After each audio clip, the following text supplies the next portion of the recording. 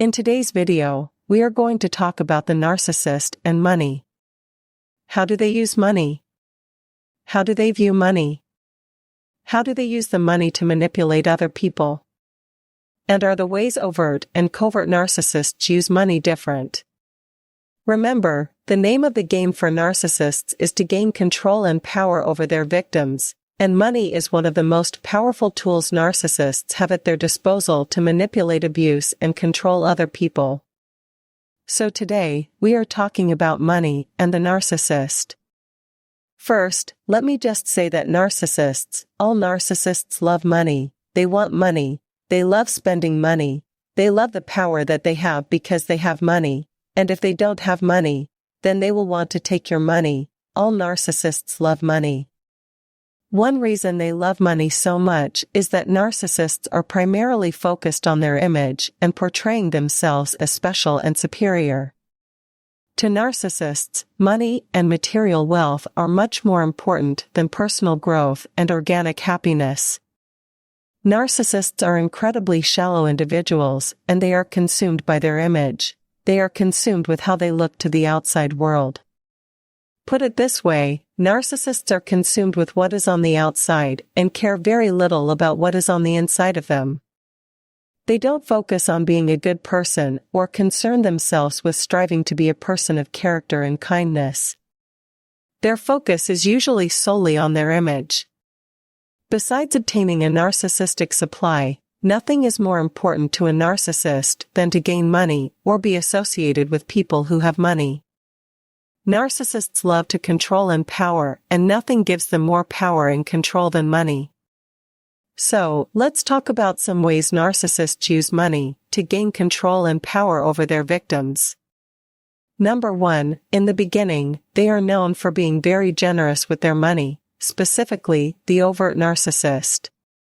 So, maybe you just met this person and he or she is taking you out to really nice dinners, buying you expensive gifts that are inappropriate for the time that you have known them, and they will flaunt their money so that you know well that they have money. They might do things like pick up the tab for the entire table, and if you don't know what the narcissist is, usually, a victim will think how sweet and generous he or she is, how kind of him to buy everyone's dinner. Being generous with money is also usually part of the love bombing phase. Also, this narcissist knows that by being generous with his money that he will keep the people around him and get high levels of narcissistic supply, by people praising and thanking him for his generosity. However, the generous nature of the narcissist will not remain like this for long. Number 2, narcissists who have money love to use it to shame and degrade other people. Again, money is a powerful tool that wealthy narcissists have to support the false phony self. It's validation to them, they are as perfect and special as they think they are. So, they will use their money in audacious ways, flaunting and bragging about their money. Treating other people as less than for not having the money that they have. In the narcissist mind, having a lot of money, more money than most people, is proof that they are better than special and superior. Another horrible way that narcissists use the money to make themselves feel special and superior is they will make you grovel for it. Usually, they will be the ones who control the money. So, if you need some money, you are going to have to go to this person and ask, and depending on the type of mood that they're in, will determine if you get any money and how much. It's a degrading process for an adult to go to usually a fellow family member and ask for money. And of course, no one knows this more than the narcissist. They love the fact that you must come to them to grovel for money. They may make you explain why you need this amount of money, questioning your every move. Another tactic that wealthy narcissists are known for is spending fortunes on themselves on things that they want, but when you want to need something, well, you better find whatever it is you're looking for at a huge discount or second hand. Narcissist loves the power they have to withhold money or make you rationalize every single cent you spend. Next, one of the incredibly manipulative ways that wealthy narcissists use the money to their advantage is, they will buy you something nice or take you on a beautiful vacation after they have raged at you and abused you for hours and hours and hours. Narcissists are known for buying their victims something nice after a very long session of assault and abuse.